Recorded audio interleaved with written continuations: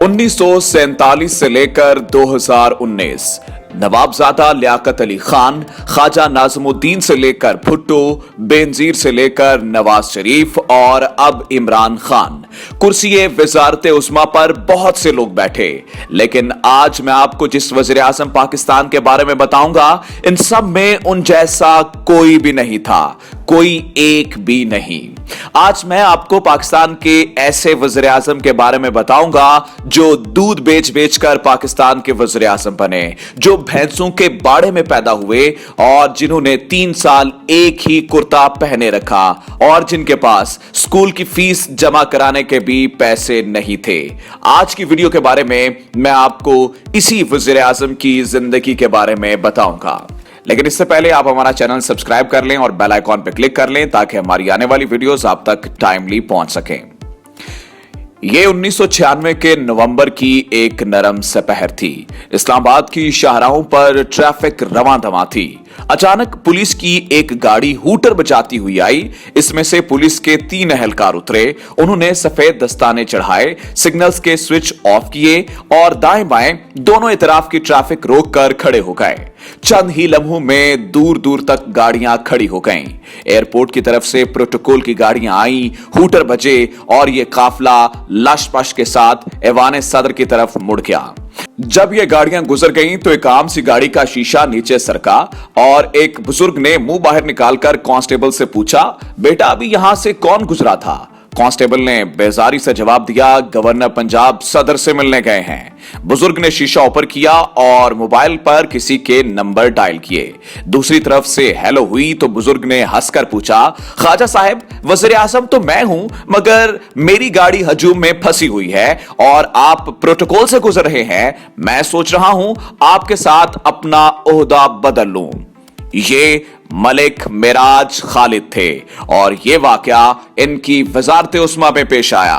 दुनिया में बेशुमार वजीर, वज़ीर आला और स्पीकर भी गुजरे हैं। बेशुमार वजीर, वज़ीर आला और स्पीकर इस वक्त भी मौजूद हैं, लेकिन इनमें मिराज खालिद जैसा ना कोई था और ना कोई होगा। मिराज खालिद ना सिर्फ वज़ीर आज़म रहे बल्कि वो वज़ीर आला पंजाब भी रहे और स्पीकर कौमी असेंबली भी रहे। मलिक मिराज खालिद एक ऐसा शख्स जो भैंसों के बाड़े में पैदा हुआ, जिसने 3 साल की उम्र में जिंदगी का बोझ सर पे उठा लिया, जो मुसलसल 2 बरस तक एक ही कुर्ता पहनता रहा, जिसका सारा बचपन सालन की एक रकाबी और एक खुश्क रोटी के इर्द गिर्द घूमता रहा। इन जैसा कोई दूसरा शख्स होगा शायद नहीं। वो अक्सर बताया करते थे, जब मैं स्कूल दाखिल हुआ तो फीस के पैसे नहीं होते थे।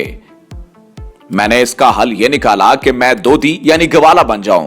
मैं सर्दियां हो या गर्मियां रात 3 बजे उठता, साइकिल के दाएं बाएं दूध की 2 ड्रमियां बांधता, 2 घंटे सफर करता, लाहौर पहुंचता, दरवाजे दरवाजे दूध बेचता, मस्जिद में जाकर कपड़े बदलता और स्कूल चला जाता।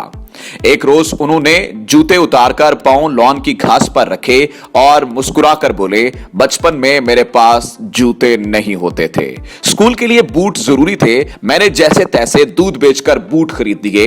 अब मसला यह था कि अगर मैं गांव में ये भी बूट पहनता तो वो खराब हो जाते, लिहाजा मैं गांव से वालिद साहब की देसी जूती पहन कर आता।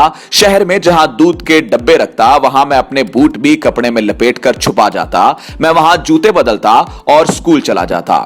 शाम को मैं वालिद के जूते वापस कर देता और इस दौरान वो सारा दिन नंगे पांव फिरते थे।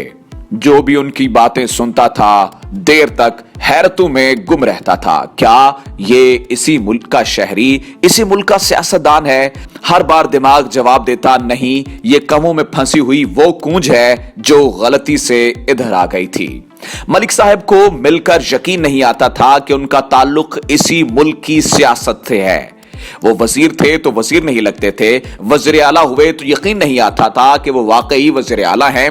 3 कमरों के पुराने घर में रहते थे, हाथों में फाइलें उठाकर आते थे, दरवाजे पर कॉल बेल तक नहीं थी, लोग वज़ीर आला के दरवाजे का कुंडा बजाते थे। पंजाब की फर्स्ट लेडी स्कूल में पढ़ाती थी, वो रोज रिक्शे में स्कूल जाया करती थी। घर का यह आलम था कि सुबह सवेरे लोग उन्हें घेर लेते, वो गुस्ल खाने में शेव कर रहे होते या गुस्ल फरमा रहे होते तो लोग दरवाजे से चिपक कर अपने मसाइल सुनाते रहते। वो वजीर थे, वज़ीर आला, स्पीकर या वज़ीर आज़म। वो तकरीबात में वक्त पर पहुंचते थे। अक्सर ऐसे होता वो पंडाल में पहुंचने वाले पहले शख्स होते। इस सलूक पर भी वो बुरा नहीं मनाते थे, चुपचाप किसी कोने में बैठकर सिगरेट पीते रहते थे। उन्हें प्रोटोकॉल से चिढ़ थी, कभी हूटर वाली गाड़ी इस्तेमाल नहीं की, छोटी सी गाड़ी में हमेशा अगली सीट पर बैठते। वज़ीर आज़म थे तो चपड़ासी को बुलाने के बजाय कागज उठाते और खुद ही मुताल्लिका ऑफिसर को थमाते। एक दफा उनसे अर्ज किया गया, इंटरव्यू दें, आपकी सवाह उम्री लिखते हैं। फरमाया, सवाह उम्रियां उनकी लिखी जाती हैं जिन्होंने जिंदगी में कोई कारनामा सर अंजाम दिया हो। मैं तो मुल्क को कुछ भी नहीं दे सका, मेरी सवाह उम्री मुनाफकत होगी। अर्ज किया, बाबा जी सोने के गार में रहकर पांव की मिट्टी बचा लेने से बड़ा क्या कारनामा होगा। बोले, भारत में ऐसे दर्जनों लीडर हैं, सियासत और इख्तिदार जिनका लिबास तक न बदल सका। अयूब खान का दौर था, बाबा जी ने जमीर का बहरान के उन्वान से पंफलेट लिखा, अखबारों में चर्चा हुआ तो उस वक्त के गवर्नर मगरबी पाकिस्तान मूसा ने बयान जारी किया, ये 2 टके का आदमी हमारी हुकूमत का क्या बिगाड़ सकता है। जनरल साहब ने ठीक ही फरमाया था। मलिक साहब वाकई ही 2 टके के आदमी थे, लिहाजा वो अयूब का कुछ बिगाड़ सके और ना ही इसके बाद आने वाली किसी हुकूमत का। लेकिन इसके बावजूद 2 टके के शख्स में कोई ऐसी बात थी जो सोने के बने सुनहरी लोगों में नहीं थी।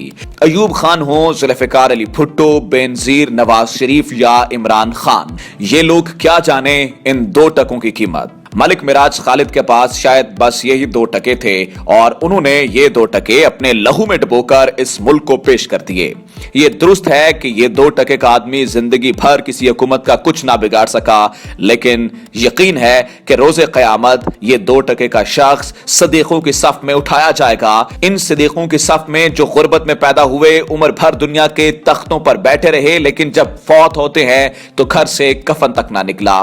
मलिक साहब कहा करते थे, जिन मुल्कों के सियासतदान अमीर होते हैं वो मुल्क हमेशा गरीब रहते हैं।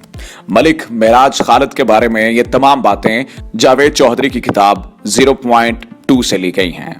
अगर आपको हमारी ये वीडियो अच्छी लगी हो तो इस वीडियो को लाइक कीजिए और कीप शेयरिंग अवर वीडियोस।